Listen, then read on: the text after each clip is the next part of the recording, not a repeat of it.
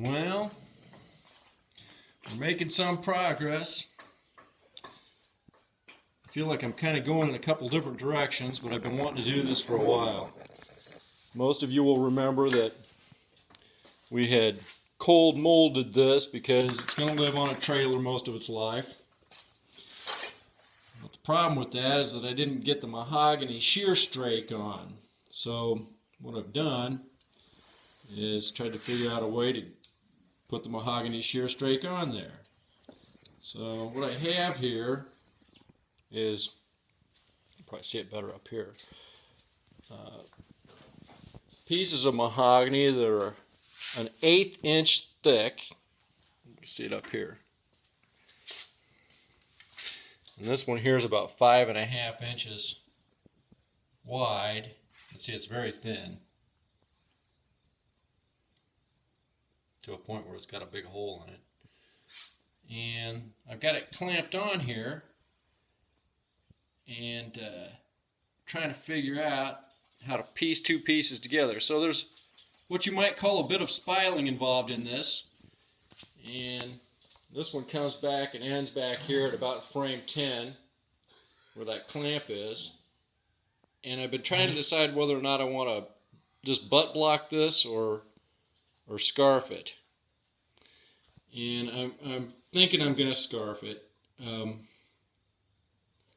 It's just going to be a little tricky because, first of all, it doesn't match up exactly right, but I've got it on there now to where I think that'll work. Now, I already took and drew a line on the inside of the shear on this piece that's clamped on the back. And then I took the saber saw or the jigsaw and cut off so that I've got a pretty good line on the shear there. Now I can take the plane to it and clean it up. I don't know if you can see. You can still see a little bit of my magic marker mark on there. So I think what I'm going to do is take the pencil and mark this the way I've got it clamped, and then we'll probably take the marker and cut off the inside of this here on this other piece here. So we'll take the marker and run it right along here, cut this off once I'm sure I've got it clamped on just the way I want it. You can see here we get awful close to the shear line right here. I got enough, and then it gets wildly higher as we go forward. And then the book tells us how thick it needs to be or how wide this dimension is from the shear down at various stations. So like at station 3, it's only about 2 1/4 inches or so. I can't remember if that's right or not. It goes to a maximum width at between frames 8 and 13, I believe, of 3 1/8. So it's not a real big piece.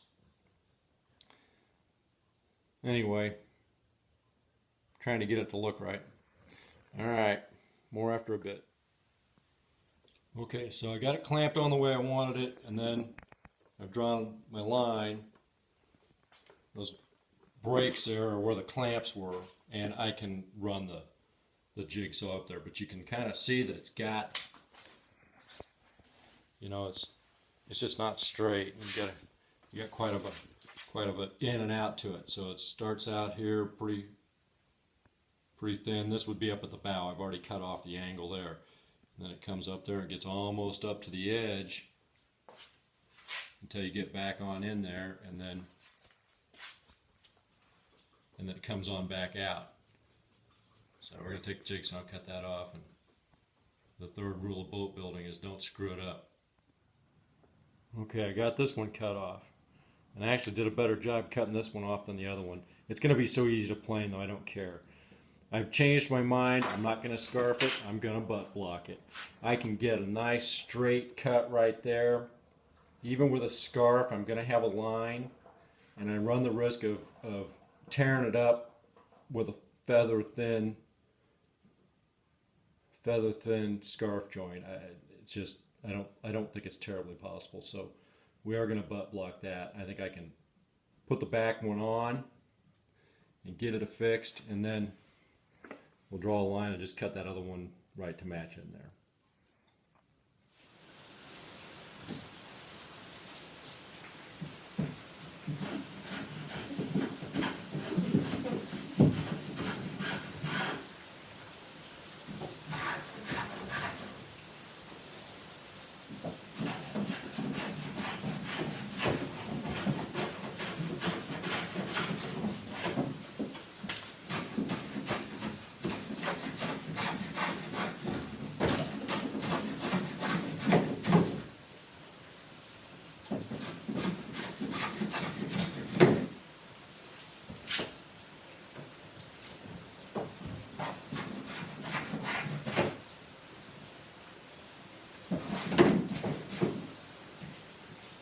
We're just trying to plane down to the line. I cut it, but with a jigsaw, and it's just hard to stay right on the line, and you're scared to get too close to it. So I'm just taking a little block plane and trying to get back down to the line so the line's fair. Now it's upside down right now, but I figured this was the easiest place to clamp it to plane it down. So anyway, we'll get it. It's got to look just right. And I don't need all these shavings in the boat. I just cleaned all this out.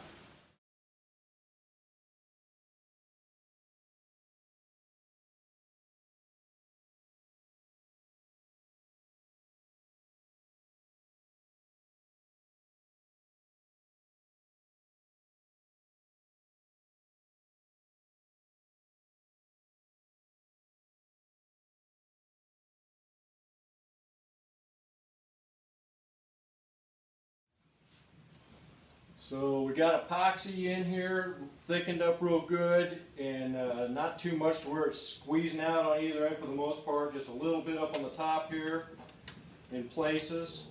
And the only other thing that I'm running into is when I go to drill these holes, every once in a while, more often than not, I'm hitting existing screws that are in there. I busted 2 of these countersink bits because I didn't know what I was doing. I didn't realize what was happening. So anyway, now if I just begin to feel one, I pull it out and just move over just a hair. It doesn't take much to avoid them. So anyway, I'm just trying to get enough screws now in here that this will, the epoxy will be pushed in tight against it. In fact, I probably have enough now to where I could let it go. But I'm going to want to put in 2 screws in each one. And I got an old Advil bottle. I've got these silicone bronze 7/8 number 8s. And I think they look pretty good, you know, on the mahogany. So this will be real pretty when we get a little bit of varnish on it. So anyway, and I am butt blocking it, so I've got it up here. I've got this other piece just clamped on here. It's not ready to go at all, but it should be pretty easy to cut a straight line right where this is and get it to mate up real close and smooth. So anyway, we'll take some pictures after we're done. All right. Got it all on the starboard. Pretty pleased with it.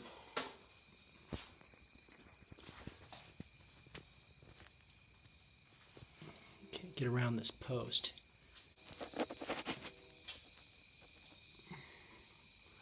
There's my joint right there. Right there. Not bad. The scarf wouldn't have looked any better. Come all the way up here, all the way up to the bow.